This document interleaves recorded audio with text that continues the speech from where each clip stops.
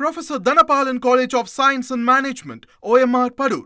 Admissions open. Apply now. கூலித் தொழிலாளி தனது குழந்தையின் காதணி விழாவுக்கு உண்டியலில் சேமித்து வைத்திருந்த 1 லட்சத்தை கரையான் அரித்த நிலையில் பாதிக்கப்பட்ட தொழிலாளிக்கு நடிகர் லாரன்ஸ் உதவிக்கரம் நீட்டியுள்ளார். இது தொடர்பான முழு விவரங்களோடு இணைகிறார் நமது செய்தியாளர் இளையராஜா. வணக்கம் இளையராஜா, இது தொடர்பான முழு விவரங்கள். கண்டிப்பாக சிவகங்கை மாவட்டம் பிளாவாரி கிராமத்தைச் சேர்ந்த முத்துக்கருப்பு அவருடைய கணவர் பேரு குமார். இவங்களுக்கு வந்து 2 மகள்கள் ஒரு மகன் இருக்காங்க. உங்க கூரை வீட்டுல வசித்து வந்திருக்காங்க. அன்றாடம் கணவருடன் கூலி வேலைக்கு சென்று ஆடுகள் வளர்த்து அதுல கிடைக்கிற வருவாயா தினந்தோறும் 500 ரூபாய் 200 ரூபாய் 300 ரூபாய் கிடைக்கும். அது தான் மகளுக்கு காதல் விழாவுக்காண்டி கூரை வீடு என்பதனால பாத்தீங்கன்னா தரையை தோண்டி அதுக்குள்ள ஒரு தகரட்டப்பால சேமித்து வச்சிருக்காங்க. 2 மாதத்துக்கு முன்னாடி இப்ப அந்த தகரட்டப்பா எடுத்து பார்க்கும்போது காசு இருந்திருக்கு.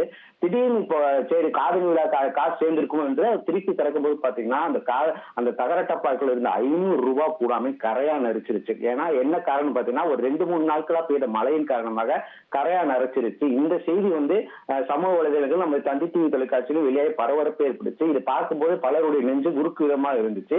இந்நிலையில இந்த பணத்தை எடுத்துக்கொண்டு பேங்க்கு போயிருக்காங்க. பேங்க்ல என்ன சொல்லியிருக்காங்க, மாற்ற முடியாதுன்னு சொல்லியிருக்காங்க. அதுக்கப்புறம் பல பேச்சுவார்த்தை நடந்து தற்போது மாற்றி கொடுப்பதாக ஒரு பேச்சுக்கள் நடைபெற்று இருக்குது.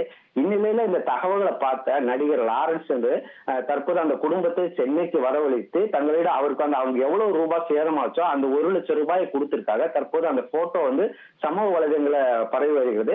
நடிகர் லாரன்ஸுக்கு இந்த உதவி செய்தனால பாராட்டுகளும் குவிந்து வருகிறது. உங்கள் விவரங்களுக்கு நன்றி Ilaiyaraaja. Professor Dhanapalan College of Science and Management, OMR Padur. Admissions open. Apply now.